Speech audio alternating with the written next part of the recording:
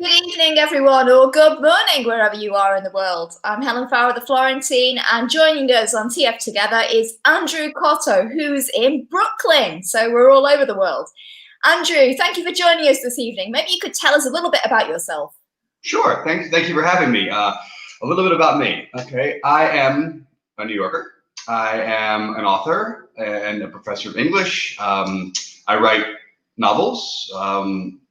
And I write articles for newspapers, most prominently the New York Times, but other sources, including like Cucina Tipica, Italy magazine. So I have a very strong sort of Italian influence in my work, both my fiction and my nonfiction. Fantastic. And that's why you're here, of course, on the Florentine, and especially because of this book. Yeah. Which is set in our beautiful Florentine hills. I love reading it. I read it this summer on the beach. Nice. The summer of 2020, an unforgettable one, and I really enjoyed the characters and the sense of place. And I was wondering, Andrew, how much you lived in the hills of Florence, right, for a year or so? How much of you is in this book, and how much is a work of fiction? It's a great question because it's hard when you're a fiction writer to sort of differentiate yourself from the work, because you can't write about things that you don't know. I mean, I can't do the astronaut story. I mean, I haven't been to space yet. So that book is very much informed by the experiences I had living in the hills south of Florence for a year. I was actually there writing my first novel in 2004. And I lived in Bagno Ripoli, right near the village of Antella. And years later, it came around to me that I was sort of encouraged to write a book, that had a lot of food in it, perhaps set in Italy. And I came back to that spot, but I just couldn't put myself in that spot because it'd be too boring. Like my life when I was living there was beautiful, but it wasn't like a plot, plot engaging story, right? It wasn't very narratively interesting. Unless you want to watch me eat and drink all day, which I mean, I would read that, but most other people probably wouldn't. So what I did is I took my experiences that I had throughout Tuscany and other regions of Italy nearby and put a fictionalized character into that scenario with a more interesting storyline sort of propelling him forward. I mean, it is a brilliant storyline. It's one of those sort of books that even for somebody who lives in Italy, sometimes I'm a little bit like, oh no, there's another book about Tuscany. But I really enjoyed it because of the quality of the characters and the quality of sense of place. Maybe tell us a little bit how you came up with the characters in the book. Sure. When I say entirely fictionalized, I should recognize that that's probably the main character. This character, Jacoby Pines, is just a work of my imagination. But what I really wanted to have in him was just an American who was just tired. Living in the 21st century in America with technology and the way we're moving politically, et cetera, culturally, can be exhausting. It's a lot. And so what I had here is sort of a character who was just disheartened by the experiences in America, how hard it is to make a living, how hard it is, to sort of just, function, in our everyday life when there's so much pressure, so much intensity, and then have him, get to Italy and realize that's what he wants, right? That's the existence he really wants. So I completely conjured him out of my imagination. There's no one who will ever come up to me and be like, was that character based on me? Because he's just a figment of my imagination, as are some of the supporting characters. There are characters in that book though that I know they exist. There are certain chefs or certain books. I'm sure. Maybe tell us a little bit about that as well, that side of things. Absolutely. I mean, there's actually a character in the book, the character Bill, who becomes Jacoby's wingman. The expat from Texas is not even remotely different in my mind than my friend Bill from Rome, who's an expat in Rome. I mean, I even used his last name. I was going to change his last name just to protect the innocent. And at a certain point, I was like, forget it. I mean, this is so entirely based on Bill. It'd be dishonest. Right, to sort of change his name to try and protect him, and he didn't care. He was loving it. And Bill's a friend of mine from Rome. He's an expat who lives in Rome, not Florence. So I fictionalized Bill's experience. But the character himself It's my friend Bill. And I spent 5 weeks teaching at John Cabot University in Rome in the summer of 2014. And almost every day I was with him, eating and drinking around Rome. And that's really what made me feel like I could write this book, because I had the experiences, a decade earlier living in Florence. But that summer in Rome was when I was like, oh yeah, I got the Italian thing.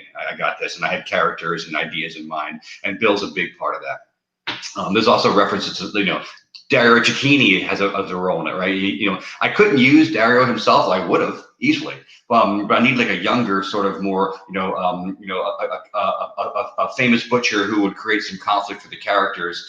So I took Dario's auspices there in Panzano and put like a younger version of him, a different character too. Less cool than Dario's. Dario's my hero, but I put him in there. And there's Fabio Picchi from Cibreo. Right, Fabio and his wife Maria. I have them as themselves in the story with their permission, of course.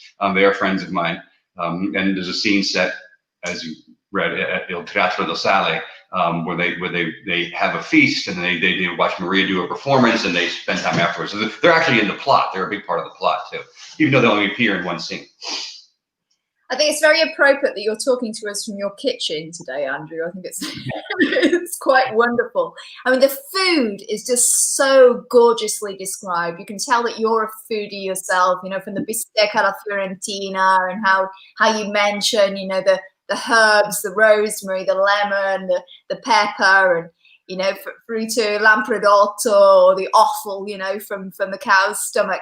I mean, what are your favorite? What are your favorite dishes that you love to cook?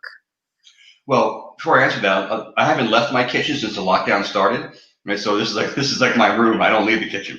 I spend a ridiculous amount of time in here during the lockdown. My favorite things to cook of Italian cuisine. Wow, how much time do we have?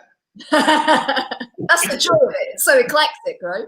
Yeah, it really is. I mean, there's so many different things, and I just focusing on Tuscan food, of course. I'm a Fiorentina fan. I love that. But I really find myself more, intrigued. Maybe as I'm, just finding myself more conscious of health. But like some of the what do we call contorni? Like white beans. Fagioli uccelletto. I love that. I love cecchi. There's a great cecchi scene in the book, right? Yeah, from the lighter pastas. I'm about to demonstrate for La Cucina Italiana magazine how I make what's the bread soup? Oh my God, I'm having a brain moment. The Tuscan bread soup. Ribollita. Thank you, ribollita. So I find the food of Tuscany to be so dynamic. I don't eat dessert, so I didn't care about that. But just like, the contorni and the main dishes, I could eat all day. If I had to name a meat besides the bistecca fiorentina, I love lepre. Pasta alla lepre, a pappardelle with lepre is like one of my favorite things. Yeah. Yeah, they're fantastic. I mean, you've actually got the old cinghiale, the wild boar, on the cover of your book. I mean, and there's a scene now, right, about the hunting, how difficult it is, and the joy for the village when you actually get the wild boar for the village festival. That for me was a very vibrant scene, and it really is. It conveyed to me your understanding of how Italy works, the depth with which you described this moment. So did you witness, were you involved with food festivals and stuff while you were living in the hills of Florence? Yeah, and I can't believe I answered that last question without mentioning cinghiale. I mean, it's right on the book cover. I'm so bad at marketing. Yes, I love cinghiale. I think it's exquisite meat. The part that role that cinghiale plays in the story, I found so much satisfaction in. And the cinghiale in the story, in case you haven't read it, is far more fierce than the one on the cover of the book. The one on the cover of the book is like kind of cute, right? It's a little adorable. It's like, oh, he's not going to hurt anybody. The one, you wouldn't want to eat it either. You're like, no. The one in the book is mean, right? And with big fangs. And the fact that he's sort of presented as a way for Jacobi to endear himself to the village through his hunting of it, his killing of it, it was really fun for me to write. And yes, I'd gone to a sagara in somewhere around Banda Ripoli. The local butcher took me, and we had cinghiale over polenta. And it was among the meals that I had over the course of that year. and I couldn't rank them. It would be too hard to do that. It was just, but it was definitely one of the best. I mean, it was so braised, right? It fell apart so beautifully, and over the super fluffy polenta. Oh, and that's the scene I emulated for the book, right? That was very much based on an experience I had. I mean, it's just delicious, and this is a wonderful time of year. I always say one of the reasons why I could never leave Italy is just for the seasonality of the food and everything. I mean, right now it's olive oil picking season, and everybody's out with their nets. You can't get a net this year because it's so abundant in terms of a harvest, in terms of quality and quantity. And this really just gives us joy in what we do. I mean, we were talking before we began the live about this craving that you have sort of to return to Italy at some point in some capacity. Maybe if you could elaborate on that. What is it that you miss about Italy, Andrew?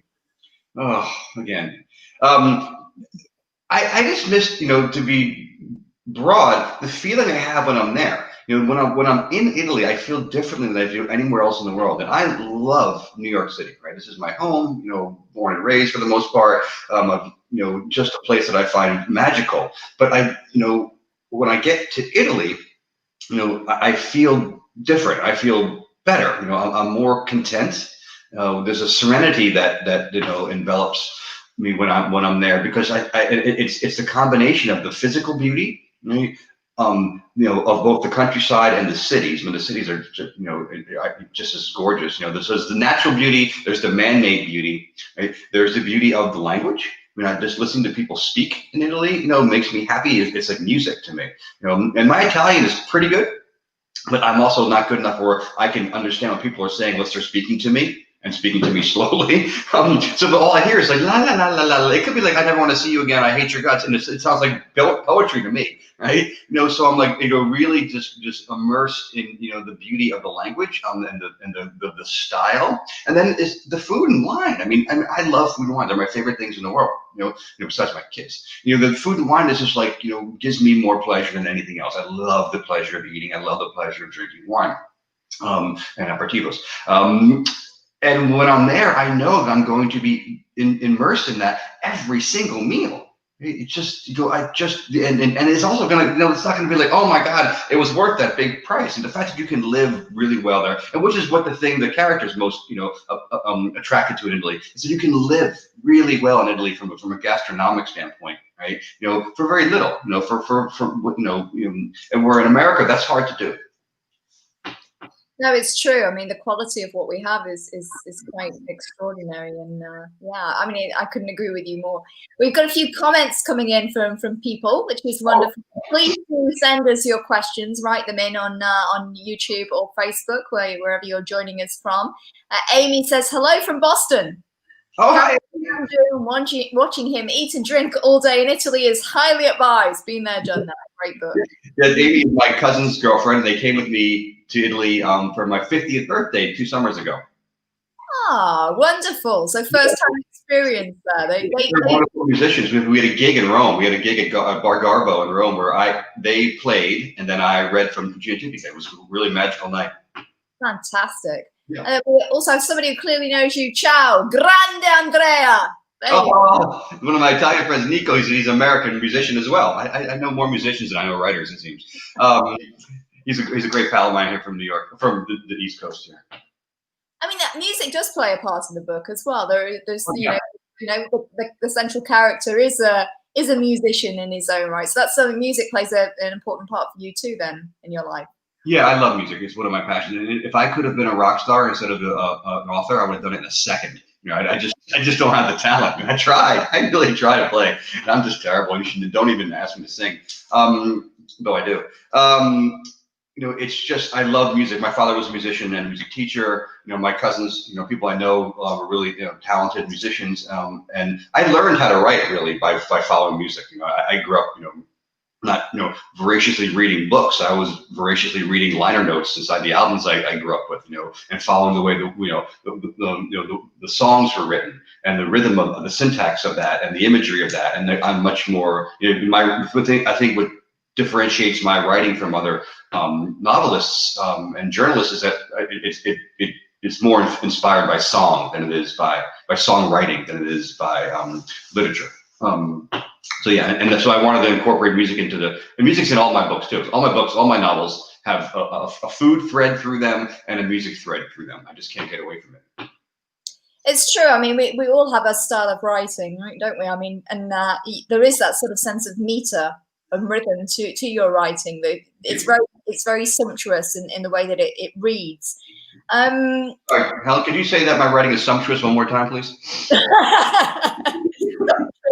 Your writing is very sumptuous, Andrew. Thank you. So you said before that you write freelance for the New York Times, amongst other publications. I was reading your interview with one of the Italy executives on the New York Times. How do you pitch ideas to magazines, and do you primarily write about Italy then for these publications? Well, it seems more and more that like almost everything I write is Italy focused, and I mean I've been writing a lot for La Cucina Italiana, a lot of other magazines regarding food, and a lot of that has an Italian thread to it. And you know the story about Dino Bori, who's the executive at Italy, came about because I know so many food people in New York. I mean, I was at an event where he was being interviewed. You know, the woman who's interviewing, Francine Segan, she's a food historian here in New York. She's wonderful. She interviewed me at the same venue. So I went, she invited me, I came, and I met him there and thought to myself, oh, I mean, he'd be a great feature. I met his PR rep there, and we collaborated on getting him into the Times, because I find him to be a very interesting figure. You know, I mean, I love the idea, and his story in particular is really cool because it's a great New York story. He's from Italy, obviously. His wife is French, but she's of Beninese descent, an African country descent, right? They have a daughter together, and they're raising her here in New York. You know, so we have this beautiful sort of New York American story too, of two people who are from outside this country raising their child in America, and I find that really interesting too. So, and the timing seems to be great. I mean, we've been doing this forever. I first interviewed him before the pandemic, right? The fact that it's finally coming out today just seems like a nice sort of uplifting American story, considering you know how difficult the times are right now here. Yeah, it's kind of hard to know what to write about sometimes. This is or what to publish. What do people need? What do they crave? At the moment, we've got our readers asking us for a lot of food-related content. They'd like recipes, so I'm very happy to feed readers with what they need at the time that they need it. So yeah, I couldn't agree more. I think it's why I went so heavy into food writing as of late, because I just think that food is one of those things that's uplifting. It's nourishing, obviously physically, but also emotionally and spiritually, and that's what we need. I mean, I was joking about living in the kitchen, but I spent a lot of time in the kitchen, you know, during this time, cooking and meeting food people. And in fact, I have a nonfiction book that I'm writing a proposal for now, that really is about how food informs our wellness in ways beyond just like, that was so good, right? I think it's more therapeutic than we give it credit for, particularly, you know, not just, you know, the physical act of eating and what it does to our bodies, but what it does to us psychologically, right? It makes us happy. I mean, food makes us happy. I mean, I'm thinking about my next meal right now. Right, you know, I always joked if I was going to write a memoir, it'd be called "Killing Time Between Meals," because I'm just so. That's so very Italian, Andrew. It's like, you know, you haven't finished eating your pasta lunch, and you're already talking about like, oh, ma che si mangia? What am I going to eat next? You know, yeah. I love that. I love the fact that everything is centered around food over here. It's quite fun. Yes, you know, and especially if you know how to enjoy it and prepare it, right? And then of course the sharing of it. Like I really miss eating with people. You know, I miss, you know, the fact that we're not going to have a Thanksgiving in my house right around the, you know, around this area right here. You know, as we did last year with, you know, 20 people. You know, my dear cousins and aunts and uncles and some friends. And the fact that we're not going to have that this year is really heartbreaking.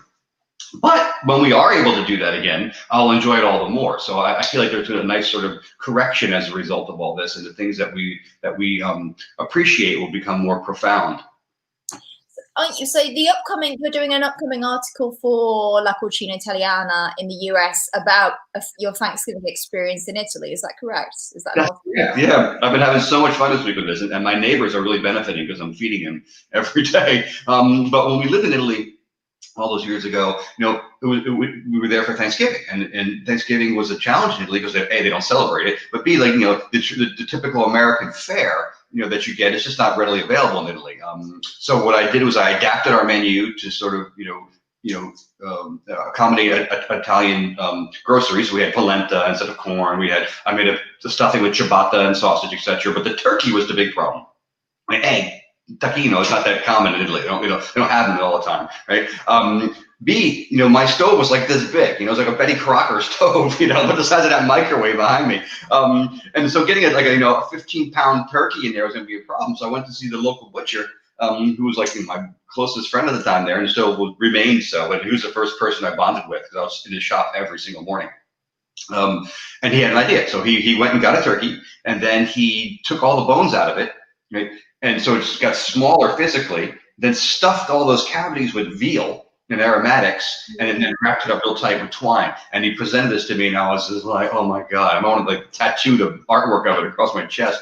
And I made it. It was a huge success. And it was also really easy because all I had to do was just slice it. It was boneless, right? So when I roasted it, finished it off with olive oil and honey, so it got nice and mahogany golden at the end. And then I just sliced it, and it was beautiful pieces of turkey and veal. And turkey's lame anyway. I was trying to get around the turkey, So it would made a delicious, a more delicious Thanksgiving dinner for sure. But also just sort of encapsulated the experience we're having there, where the butcher helped us so much, and we were able to, share with we had friends come over, and we had some family visiting, and our neighbors came. We had this beautiful Thanksgiving in this barn where we lived, this renovated barn we lived, like in the hills south of Florence. And I'm writing that story for La Cucina Italiana. So I had to make, we needed pictures, so I had a local butcher here, the Pino's Prime Meats on Sullivan Street in Manhattan, a famous butcher shop, 107 years, which is old in America. Make this exact same thing for me, and they just killed it. It is such a perfect job, and I made it the other day. I was just like bored. It was election day after election. It was tense. I'm like, you know what? I'm having Thanksgiving today. Right. It's a good idea. I celebrated Christmas yesterday with a friend of mine, Yeah. Right now, because we don't know. That's a really good idea. I might have to do New Year. I've been doing New Year's Eve every night, so. I agree with you. The turkey story, I think we've all got one. I actually took the measurements to my local butcher and was almost laughed out of the store because I knew otherwise it wouldn't fit in there. But the stuffed turkey, the stuffed chicken, that's a speciality here that is just, my mother-in-law makes it, and it's wonderful. Oh, yeah, Diletta Melanchini. I think we have a friend in common. Ciao, Diletta.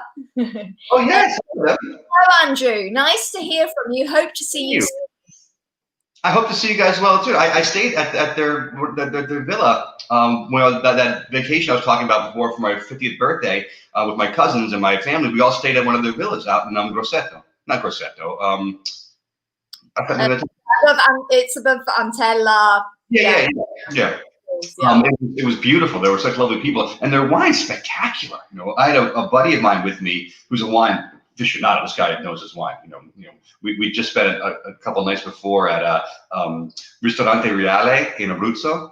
You know that restaurant, Nico Romito. It's one of the best restaurants in the world. It's in Abruzzo, and we had a dinner there. Where thank God he paid for it. We were drinking like sasakayas, and this guy we were really going all out. And he came with us to the estate, and he was blown away by the Melanchini wine. He sent home like 4 cases of it. No, it's wonderful, and Diletta really puts a huge amount of passion into what she does, and what her and the general manager Eric have created is incredible. This is Villa Medicio di Liliano. If anything, thank you. I was brain fitting. I have Corona brain. It's a beautiful villa and properties in the vicinity, and it's set near where Cucina Tipica is. That's why we stayed there, because Cucina Tipica is in Bagno Ripoli, and it's like an area that's just not as well known as you would expect. I mean, it's so close to Florence. It's so beautiful. It feels like you're just way out in the countryside, but you just go up a hill and you'll see the city right there. It's spectacular. And the fact that there's not more people staying there is mind-boggling to me, and that's the premise of Cucina Tipica, that they take over this hotel, right, in the village of Entella. I made up this hotel, right, because it's like this unfettered area for tourism, but it's so close to everything. You're in Chianti country, right, and the city's literally 5 kilometers away. You just put the car in neutral and glide into town. It's glorious. I mean, that's what we're so lucky in many ways, and this is something that we will be talking about a lot in the coming weeks. I imagine that, you know, our museums and exhibitions have now closed down because of COVID, and but we're so close to the countryside in Florence. So what's left to us is the hills. I mean, this is something I do every morning. I get up and I lace up and I go and I walk the hills, and just being with nature, communing with nature is so important right now. George is saying, it's great being Andrew's neighbour. So much food and wine he shares with our corner group. Yeah, is one of the lucky beneficiaries of my Cucina Tipica article, right? You know, we have great neighbors here. We live in a really residential, you know, elevated neighborhood called Greenwood Heights, so we have the best neighbors, and we've been out doing a lot of happy hours and get-togethers, and those segued into dinners. We started having Sunday dinners on the block. You know, so we're not going inside those homes. We're just staying on the corner and setting up, you know, safe distance apart, but sharing food with each other, which is great. I know is there a sequel in the works to? Yeah. Is that correct? Well, when can we expect that, and what can you tell us about it, Andrew? This is one of my favorite things to talk about. So I always had a sequel in mind for the book, but the book came out recently. I mean, it's only a couple years old, and I was still actively promoting it and etc. But I had this plot in my head, you know, already ready to go when the time came. When the lockdown came here in America, I was in the midst of another project, and I just dropped it. I said, I'm writing, you know, the sequel to Cucina Tipica because I wanted to just be in Italy every morning. I wanted to have the experience of writing, you know, about a place that I love, because I knew it would make me happy, right? It would start my day with something positive. And it takes about 2 years to write a novel. I wrote the sequel in like 6 months. I was never more productive. You know, I was down in my office downstairs every morning, you know, with sounds a day or two off on the weekends on occasion, but just cranking. When I wrote the whole novel in 6 months, it finished. I contacted my publisher. They were like, well, we actually have a slot, you know, that came open really soon. So it also takes like years to get a book, you know, finished to publication, and they're actually putting it out in like 6 months. So it comes out in March. I basically began it in March, and it's being published in March, which is probably the fastest, you know, beginning to end publication in the history of publication. Not that I care, I just care it's coming out. And it's really good. It takes place in between Tuscany, of course, where Jacobi's home base is, right, and the advancement of the previous plot thread about them trying to buy the hotel, etc. But also a separate plot thread in Rome, and that involves Bill and also eventually Jacobi, and it's really plot driven. There's much more like you know dramatic tension in this one than I had in the last one. I always joke that, you know, the subtitle is an Italian adventure, but it's not the Da Vinci Code. Right? There's always like chasing down alleys and looking for scrolls, and like, you know, so it's like a slow food adventure. This one is a little more adventurous, a little more pace, and it takes place, you know, right equal between Florence and Rome, which is fun to include Rome in it because I love Rome as well. Fantastic. We'll look forward to that. I mean, there is a bit of mystery in Cucina Tipica, though. I mean, it's that sense of, you know, solving where you've come from and identifying, you know, finding your identity in many ways. So there is that. I remember there's a scene in Florence where they're sort of trying to find a certain palazzo, and, you know, so it's more along those lines, the sequel then. Yeah, I mean, there has to be an engine behind this, which is why I had to fictionalize. You had to make it interesting. I'm just saying, I think this one's a little bit more developed from a plot point of view. And then I'm thinking I'm going to keep going on. I mean, I'm already thinking about the next one, which I already have in my head will be on the Amalfi Coast. Oh, well, you're going to have to come back, you know, and research that. That's going to take a bit of time to figure that out. Yeah. I'm an artist, Helen. I gotta do what I gotta do, right? John says he's bought the Kindle version of Cucina after hearing this, so that's wonderful. Yeah, I really appreciate it very much. And we have a question. Hold on. Kevin asks, what is your favorite book about Italy? Besides the one I've written, I like the books in Italy very much. You know, I was, you know, inspired to go live there after reading Under the Tuscan Sun. I mean, I thought it was a really fun book to read. I had the pleasure of meeting Frances Mays last year, maybe 2 years ago, with Kathy McCabe. You know, she has a show, Dream of Italy.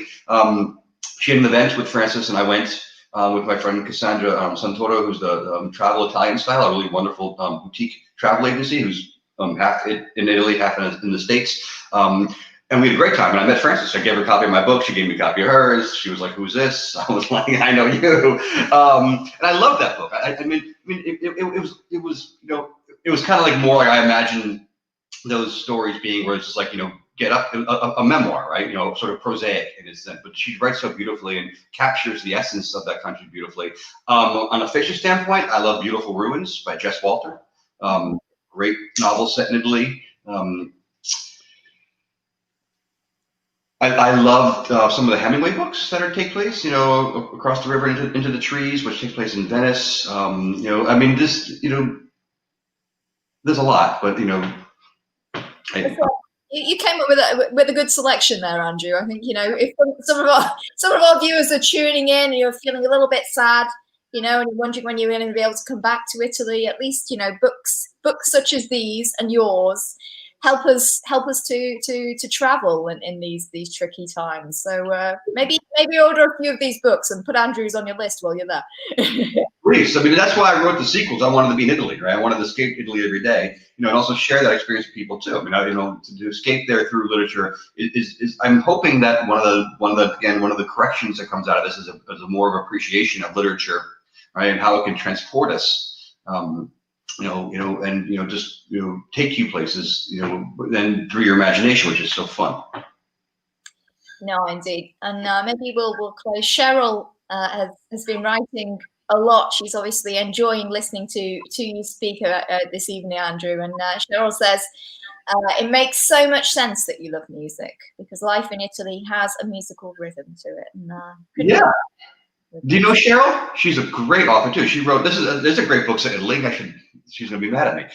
Love in the Tuscan Kitchen is Cheryl's book.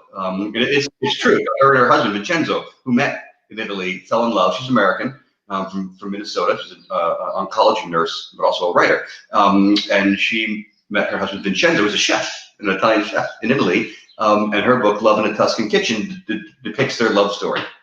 It's a wonderful book. So put that on the list too. And forgive me, Cheryl, for not mentioning it earlier. Cheryl, maybe we should be in touch as well. Maybe you could come and talk to us about your book, which sounds wonderful. We could, everybody's welcome on TF Together. It's all about keeping all the company and keeping the love for Tuscany and Italy alive. So there we go. Please do reach out, and we'd love to have you on. A question from Aaron: how did you come up with the name of Jacobi Pines? I've always thought it was a very interesting name. Yeah, I know. I've been asked that quite a few times, and I actually did submit some comments I see on Amazon reviews, and I took a half a star because the name was so stupid. I always have a hard time coming with names of my characters, unless of course I just steal their actual name, like Bill. I wanted to sort of find something for this character which was sort of made him distinct. Not your typical American name. I was at a Yankees game. They had a guy named Jacoby, I forgot his last name, but there was a guy in the Yankees, played center field, named Jacoby. And I was like, that's a cool name. The first name. The last name Jacoby is pretty common in America. In fact, my great friend, Jackie Jacoby, a wonderful writer, her name has always sounded very lyrical to me. So I had Jacoby, and then I was thinking, I don't know, Pines. So we know someone named Lisa Pines. I just stole her last name. But I wanted to do something different. And actually, the name itself plays out in the sequel, where his name isn't actually Jacoby. It's Jacopo. And I don't want to give too much away, but it turns out why he was named that by his parents, right? Especially his mother. I also love how the fact that the Italians just wouldn't call him Jacoby, right? They just couldn't, But we have a friend there in Italy who's an American. We met in Antella, whose name was Blake. Right, it's a sort of a male name, and they wouldn't call her Blake. They just would refuse to call her Blake. So she had to adopt an Italian name because they just couldn't get their head around the idea there's a woman named Blake. Right, so I knew the Italians would freak over Jacoby. It was like, Jacoby, what? The landlord is like Jacoby. Every time he says it, it's like torture. So they call him Jake, right? He becomes Jake the Americano, which I thought was really fun, especially after he kills the Chingali and becomes sort of heroic. You have to achieve that status to have your name accepted in some sort of way. Yeah. Yeah, my name's an absolute nightmare in Italy, for example. There's too many double letters, too many single letters. There's a H. I'm just Elena. You just accept it and move on with life, right? So,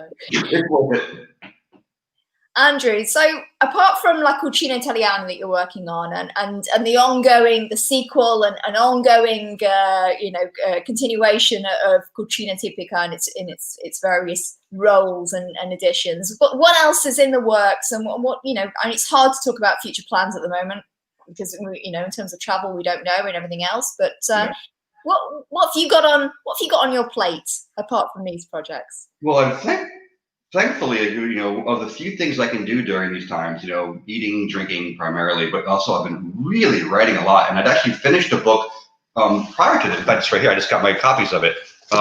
This is a noir. It's called Black Irish Blues. It's a sequel to a previous novel called Attleboro Blues, a Brooklyn Mystery, which is this noir series. And the protagonist is a chef, not surprisingly. So there's lots of food in these books too. And lots of really decadent, described meals, including I was just telling someone this morning about one of the meals he makes is fried lamb chops, which is just one of my favorite things in the world.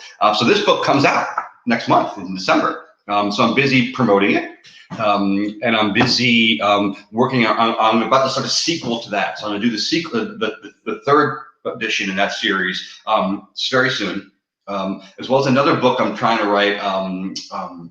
Met a friend of mine who passed. I have a novel who I was trying to write it. That was the project I was trying to work on when the lockdown came, and I just couldn't get myself there every morning, which is why I pivoted towards Cucina Romana. But I really want to write. I figured out how to write a fictional book dedicated to my friend and the loss that has left so many of us, really devastated. And we really explore, friendship. We don't, especially men don't write about friendship so much, right? We don't get into how powerful it is to have our brothers of sorts, right? And the loss of this particular friend really made that clear to me how devastating it was, and I'm not alone. This guy had a big impact. So I found a way to make it a fictional novel.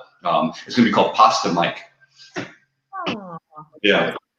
You've got the food in there as well, which is so key to friendship and companionship. So yeah, most of what we did together was eat and drink. So it'd be hard to leave out the food and drink of our friendship. Oh, it's wonderful, Andrew. You've got so much going on and so much cooking in all your pans, all your literary pans, and we can't wait to read these books when they come back. Hopefully, maybe you could come back and join us again in March when Cucina Romana is called. I heard it there. Is that the title? Yeah, Cucina Romana. Yeah, maybe you can come back and join us again, and then we can read some excerpts from the book together and explore a little bit of Rome maybe in March. That could be a plan, right? That would be fun, and I think I'm free, Helen. What I really want to do is come do it with you guys in person, but if it has to be like this, that's good enough, right? I'm glad we have this technology where we can still connect. Yeah, I know, it's wonderful. I'm here just outside Florence, not so far from Antella and Bagnaripoli, and you're there in Brooklyn. So yeah, we can still stay connected and celebrate everything that we love about food and culture and everything that's wonderful about Italy from across the miles. So thank you, Andrew, for joining us this evening.